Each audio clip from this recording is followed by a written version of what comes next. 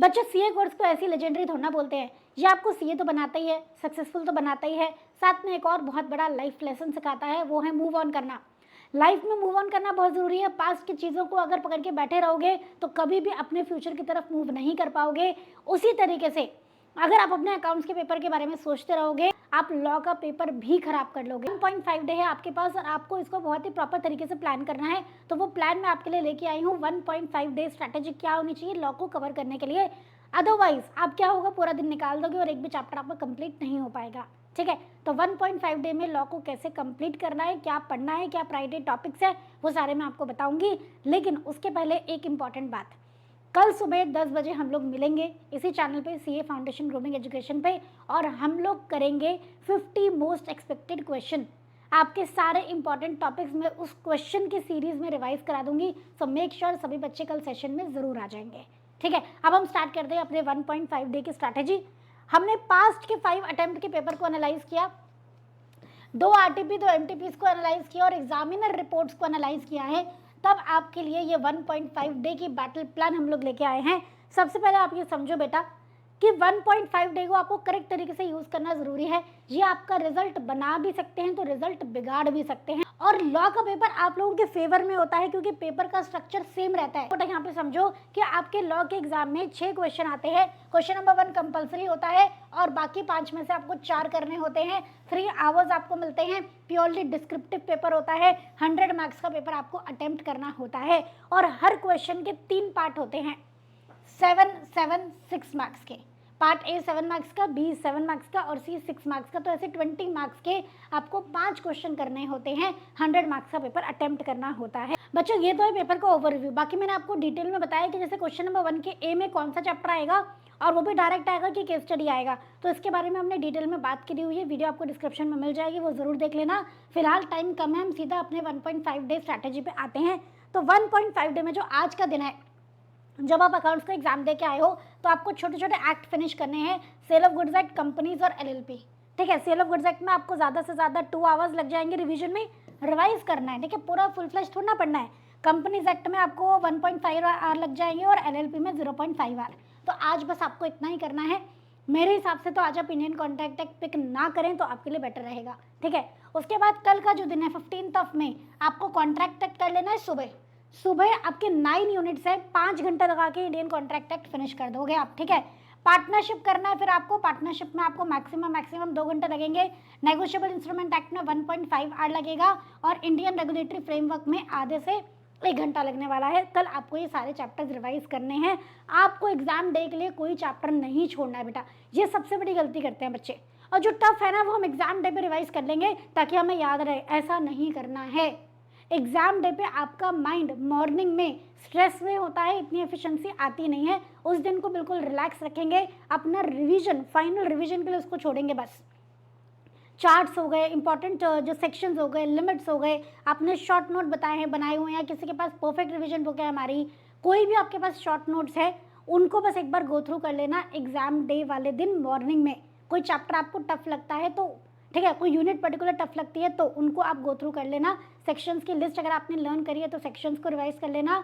Days की limits, case laws के नाम, वो सारी चीज़ें आपको रिवाइज करनी है एग्जाम डे वाले दिन 16 मई को।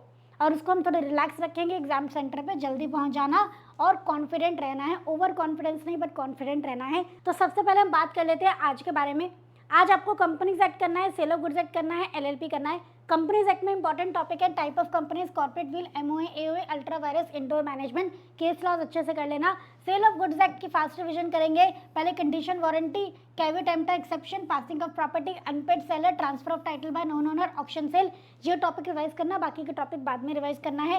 एलएलपी में एलएलपी के feature, small LLP, change of name वाला जो सेक्शन है वो आपको पहले रिवाइज करना है। और उसके बाद जो समय बचेगा आपके पास, अगर बचेगा तो, वरना टेंशन की जरूरत नहीं है, आपको मई 26 का आरटीपी और एमटीपी जो है ना वो एक बार गो थ्रू कर लेना है। पूरा 3 घंटे को सॉल्व करने मत बैठना, उसको सारे क्वेश्चन उसके एक बार गो थ्रू कर लेना बस। आज का दिन आपको ये करना है, तो बहुत ज़्यादा स्ट्रेस नहीं लेना है और इन चैप्टर्स को फास्ट ट्रैक रिविजन करनी है। उसके बाद नेक्स्ट डे 15 मई, भैया इस दिन आपको सब कुछ खत्म कर लेना है।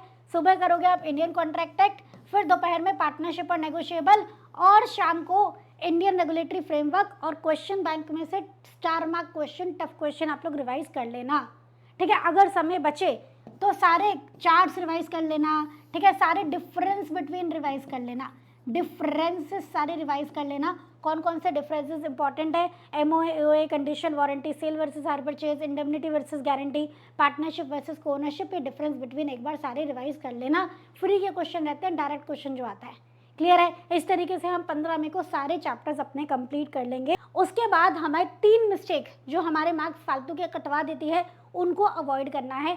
आपको जनरल लैंग्वेज में नहीं लिखना है बेटा, लॉ में, ठीक है। ओके, सेक्शन आता है तो सेक्शन कोट कर दो, फाउंडेशन लेवल पे इतना इंपॉर्टेंट नहीं होता है, याद करा है तो कोट कर देना और लॉ की लैंग्वेज में आंसर करना है। आप लॉ को लिख तो देते हो पर आपको अप्लाई नहीं करना आता, ये एग्जाम में रिपोर्ट कहती है। आप प्रोविजन बता देते हो बस, आप प्रोविजन को फैक्ट पे अप्लाई करके कंक्लूजन नहीं बताते हो, इस बात का आपको ध्यान रखना है। और जनरली अगर आप एग्जामिनर रिपोर्ट देखोगे ना तो एग्जामिनर रिपोर्ट कहेगी कि 6A, मान लो 6 क्वेश्चन है, 6A बच्चे ने ठीक किया है, B ठीक किया है, 6C के सेकंड पार्ट में उसने एक्सप्लेनेशन ठीक नहीं दी है। क्यों? क्योंकि आप लास्ट तक जाते जाते एग्जॉस्ट हो जाते हो, थक जाते हो, आप ढंग से लास्ट पार्ट को आंसर नहीं करते हो, आते हुए भी चीज़ों को छोड़ देते हो और आपके मार्क्स वहाँ पे डिडक्ट हो जाते हैं। तो पेपर करते वक्त कंसिस्टेंसी मेंटेन करनी है। जितने जोश से फर्स्ट क्वेश्चन कर रहे हो उतने ही जोश से आपको लास्ट क्वेश्चन करना है, क्योंकि मार्क्स तो उसमें भी मिलने वाले हैं ना, तो उसे हम हल्का कैसे छोड़ सकते हैं। अब आप देखो chapter wise important topic, Indian contract act के इंपॉर्टेंट टॉपिक कौन कौन से हैं, communication of offer and revocation of offer and acceptance, free consent, section 25 के एक्सेप्टेंस, सेक्शन 25 के exception sorry, contingent contract, bailment and pledge, agency and termination of agency, indemnity versus guarantee, unlawful agreement, ठीक है। Sale of goods act की important topic, sale versus agreement to sale, condition versus warranty, KV emptor and exception, passing of property, transfer of title by non owners, auction sale, unpaid seller. PDF description में लगी है, download कर लेना, कुछ भी note करने की जरूरत नहीं है। पार्टनरशिप और एलएलपी में true test of partnership very important, partnership versus co-ownership, types of partners, expulsion, registration and section 69, code dissolution, LLP के features, small LLP, change of name, ये इंपॉर्टेंट है पार्टनरशिप और एलएलपी में, क्लियर है। आगे चलते हैं, बाकी के चैप्टर का भी बता रही हूँ। कंपनीज एक्ट में आपके क्या क्या इंपॉर्टेंट है, separate legal entity, corporate veil की लिफ्टिंग, टाइप ऑफ कंपनीज, जिनमें से small company, OPC, government, section 8 company, holding subsidiary associate, ये ज़्यादा इंपॉर्टेंट है। MOA, ultra vires, indoor management, ये टॉपिक्स इंपॉर्टेंट है। नेगोशिएबल इंस्ट्रूमेंट एक्ट और इंडियन रेगुलेटरी फ्रेमवर्क में, नेगोशिएबल इंस्ट्रूमेंट एक्ट में instrument and essentials, inland versus foreign instrument, delivery in negotiation very important, dishonour of cheque section 138 very important, और जो complaint की उसकी timeline है 15 दिन 30 दिन, वो इंपॉर्टेंट है, ठीक है। इंडियन रेगुलेटरी फ्रेमवर्क में जो आपकी की मिनिस्ट्रीज है, आरबीआई, आईबीबीआई मिनिस्ट्रीज, और जो कोर्ट्स की हायरार्की है, सुप्रीम कोर्ट और हाई कोर्ट वाली ये इंपॉर्टेंट है, दोनों एमटीपी में आई हुई हैं तो उनको अच्छे से कर लेना। ये आपके हॉट टॉपिक हैं फॉर May 2026, इनको बहुत डिटेल में रिवीजन करेंगे। अब आपको एग्जाम में क्या करना है, एग्जाम में जो आपके पास 180 + 15 195 मिनट्स होते हैं, 195 मिनट्स, इनको आपको कैसे प्लान करना है, ध्यान से सुनो। शुरू के 15 मिनट में रीडिंग टाइम होता है, ठीक है। रीडिंग टाइम में आपको क्या करना है, आपको क्वेश्चंस को गो थ्रू करना है, बहुत डिटेल में मत पढ़ना, और अपना डिसाइड कर लेना ऑप्शन, कौन कौन से ऑप्शन हमें अटेम्प्ट करने हैं और कौन सा ऑप्शन लीव करना है। साथ के साथ हम ये भी माइंड बना लेंगे कि ये क्वेश्चन पहले करूँगी, ये उसके बाद, ये उसके बाद, ठीक है। उसके बाद 150 मिनट आपको लिखने को मिलते हैं, 5 क्वेश्चन आप उसमें लिखेंगे और लास्ट के 15 मिनट में रिव्यू करेंगे, छोटी छोटी चीज़ें, छोटी छोटी गलतियाँ जो हैं उनको फिक्स कर लेंगे। कहीं क्वेश्चन नंबर लिखना रह गया है तो लिख दो, कहीं क्वेश्चन नंबर का पार्ट लिखना रह गया है तो लिख दो, ठीक है। कहीं कंक्लूजन में कुछ एंड लाइन लिखनी रह गई है, लिख दो, ठीक है। तो ये सारी चीज़ें आप करेक्शन कर लेना, क्लियर। अब ध्यान से सुनो, लॉ के पेपर में time management is very important. तो आप ये समझ के चलो कि आपको रफली हर क्वेश्चन 20 मार्क का है, तो हर क्वेश्चन में लगभग आपको 30 मिनट लगने चाहिए मैक्सिमम। अगर आप लॉ का पेपर टाइम पे कंप्लीट करना चाहते हो तो 20 मार्क्स के क्वेश्चन पे आपको 30 मिनट्स लगने चाहिए मैक्सिमम, तो 1.5 मिनट रूल लगाना है एक नंबर के लिए, 1.5 मिनट। 7 नंबर का क्वेश्चन है, 7 × 1.5 अराउंड 10.5 मिनट के आसपास लगना चाहिए, इससे ज़्यादा नहीं लगना चाहिए। तो टाइम मैनेज करके चलोगे शुरू से ही, तभी आप लॉ का पेपर कंप्लीट कर पाओगे। स्ट्रॉन्गेस्ट क्वेश्चन पहले अटेम्प्ट करना है, इससे 2 फायदा होगा, कॉन्फिडेंस भी आएगा और ज़्यादा मार्क्स का पहले अटेम्प्ट कर लोगे तो टाइम मैनेजमेंट ईजी हो जाएगा। कभी भी क्वेश्चन नंबर 1 को लीव नहीं करना है, लास्ट के लिए नहीं छोड़ना है, बीच के टाइम में करना है। लगभग एग्जाम को स्टार्ट हुए 1 घंटा हो गया, तब आप क्वेश्चन नंबर 1 को करेंगे। और try to attempt all question. Try to attempt all question का मतलब है 6 नहीं 5 करने हैं ना, 5 करके आओ। भी आता है तो थोड़ा बहुत लिख के आओ, ठीक है, समझ में आया। अब देखो, अगर आप सारे के सारे 5 क्वेश्चंस को कुछ ना कुछ लिख के आओगे तो आपको कुछ ना कुछ मार्क्स उसमें मिलेंगे, आपके पास होने के चांसेस ज़्यादा होते हैं। इसीलिए हमें हर क्वेश्चन में थोड़े नंबर लेने पड़ेंगे पास होने के लिए, राइट। और लॉ के पेपर में एक और चीज़ बहुत इंपॉर्टेंट है, प्रेजेंटेशन। आपको जब केस स्टडी का आंसर करना है, आपको provision, fact of the case और कंक्लूजन के फॉर्म में आंसर करना है। फैक्ट ऑफ द केस छोटा सा लिखना, 2 लाइन का मैक्सिमम, ठीक है। आपको क्या क्या बातों का ध्यान रखना है लॉ के पेपर में, सेक्शन पता है तो प्लीज सेक्शन जरूर कोट करेंगे। डिफरेंस बिटवीन के लिए टेबल बनाएंगे, नए क्वेश्चन को नए पेज से स्टार्ट करेंगे और कैलकुलेशन शो करेंगे। मतलब मैडम इसमें कौन सी कैलकुलेशन, अरे होती है ना, गवर्नमेंट कंपनी, होल्डिंग, सब्सिडरी, इनमें कैलकुलेशन शो करनी होती है, प्रॉपर सॉल्व करके दिखाओगे आप कि इतने परसेंटेज होल्ड करता है, इतना रिक्वायर्ड था वगैरह, ठीक है। और आपको जब लॉ को लिखना है, मान लो डायरेक्ट क्वेश्चन है, तो पैराग्राफ बनाने की बजाय छोटे छोटे पैरा पॉइंट्स बना के लिखोगे, टू द पॉइंट, घुमाना नहीं है। जितना मॉड्यूल में लिखा उतना ही लिखना है। मॉड्यूल में कम कंटेंट है, आपके पास पेपर में क्वेश्चन आया 5 नंबर का, उतना लिखो जितना मॉड्यूल में है, उसको फेंकने की जरूरत नहीं है, उसके मार्क्स आपको नहीं मिलने वाले हैं, ठीक है। और प्रॉपर स्पेसिंग देके आंसर लिखना है, नीट होना चाहिए बिल्कुल। राइटिंग अच्छी है नहीं है वो मैं नहीं कह रही, लेकिन आप अपनी तरफ से कोशिश करो कि प्रॉपर स्पेस होना चाहिए, गिच पिच नहीं मचानी है आपकी और हमारी भाषा में। सीधी सरल बात यह है, स्पेशली इन लॉ का पेपर। क्लियर। अब एग्जाम वाले दिन आपको सुबह सुबह क्या करना है वो देखो, भूल के भी कोई नया टॉपिक नहीं लेना है।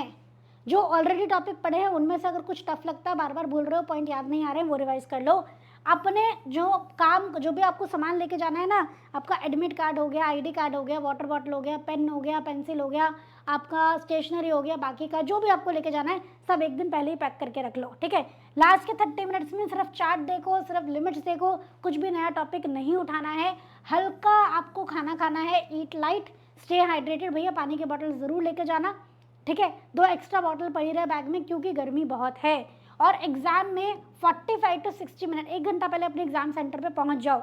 2 बजे एग्जाम स्टार्ट होता है बेटा, 1 बजे तक पहुंच जाओ, क्योंकि 1:45 पे आपको बुकलेट मिल जाती है, 1:15 बजे 1:15 पे आपके एंट्री करा दी जाती है हॉल में, ठीक है। तो 1 बजे पहुंच जाना है एग्जाम सेंटर पे कैसे भी, बस, ठीक है। उसके बाद जो 15 मिनट का रीडिंग टाइम है उसे बहुत केयरफुली यूज़ करना है। मैंने आपको ऑलरेडी बताया कि जो 15 मिनट का रीडिंग टाइम है उसमें आपको क्वेश्चंस को गो थ्रू करना है, क्या क्या क्वेश्चन मैं अटेम्प्ट करूंगा, कौन सा छोड़ूंगा, डिसाइड कर लेना, सीक्वेंस डिसाइड कर लेना, आपका आधा काम यहीं पे हो जाएगा, ठीक है। Got it. चलिए उसके बाद एक फाइनल बात मैं बता देती हूँ, ठीक है। आपको क्या करना है, बेस्ट आंसर को पहले लिखना है। ये गलती मत करना कि मैम जो सबसे टफ आंसर था हमने पहले लिखा है, नहीं, बेस्ट आंसर को पहले लिखना है, जो आपको सबसे अच्छे से आता है, जिसमें सोचने की जरूरत नहीं है आपको। Start with that question. Presentation बहुत अच्छी होनी चाहिए। पैराग्राफ 3 बनाने हैं केस स्टडी में, provision, fact of the case और कंक्लूजन। छोटे छोटे एक्ट को जब आप रिवीजन कर रहे हो तो उसको मिस मत करो। ये मत सोचना एलएलबी तो छोटा सा एक्ट है, 6 नंबर देता है, इंडियन रेगुलेटरी फ्रेमवर्क 6-7 नंबर देता है, छोड़ देता हूँ, नहीं, इनको रिवाइज करके जाना। ये बोनस एक्ट होते हैं, आपको फ्री के मार्क्स मिलते हैं क्योंकि इसमें से डायरेक्ट क्वेश्चन आते हैं। इनमें से क्या क्वेश्चन आएंगे वो आपको पहले से पता है, तो इनको जरूर करके जाना। सारे के सारे क्वेश्चन अटेम्प्ट करने की कोशिश करनी है लॉ के पेपर में। आरटीपी एमटीपी May 26 का बिल्कुल भी स्किप नहीं करेंगे, एक बार रीड जरूर करके जाएंगे। सेक्शन पता है तो बेधड़क सेक्शन कोट कर दो, ठीक है। थोड़ा भी लग रहा है कि हाँ यही सेक्शन था, कोट कर दो। फाउंडेशन लेवल पे इंस्टीट्यूट इतना स्ट्रिक्ट नहीं होता है। वैसे तो इंस्टीट्यूट खुद ही कहता है कि अगर आपको सेक्शन नहीं पता तो कोई बात नहीं, पर पता है तो लिख के आओ। ये आपको एज देता है, एक्स्ट्रा मार्क्स देता है। क्या आपको सारी बातें समझ में आ रही हैं? हाँ, तो अगर वीडियो थोड़ा सा भी यूजफुल लगा है प्लीज़ बच्चों share it with your friends. और कल सुबह 10 बजे हम लोग मिलेंगे 50 मोस्ट एक्सपेक्टेड क्वेश्चन करने के लिए। आपको एग्जाम में उनमें से टॉपिक ज़रूर देखेंगे बच्चों, क्योंकि सारे इंपॉर्टेंट टॉपिक के बेसिस पे ही मैंने वो क्वेश्चंस आप लोगों के लिए इकट्ठा किए हैं। 50 मोस्ट एक्सपेक्टेड क्वेश्चन कल सुबह 10 बजे इसी चैनल पे सभी बच्चे पहुंच जाएंगे। और वीडियो जो डिस्क्रिप्शन में दी है, जो मैंने डिटेल में बताया है कि इतने मार्क्स का केस स्टडी, इतने मार्क्स का डिस्क्रिप्टिव, वो ज़रूर देख लेना, क्योंकि उससे आपको कौन से क्वेश्चन अटेम्प्ट करने हैं वो डिसाइड करने में बहुत हेल्प मिलने वाली है।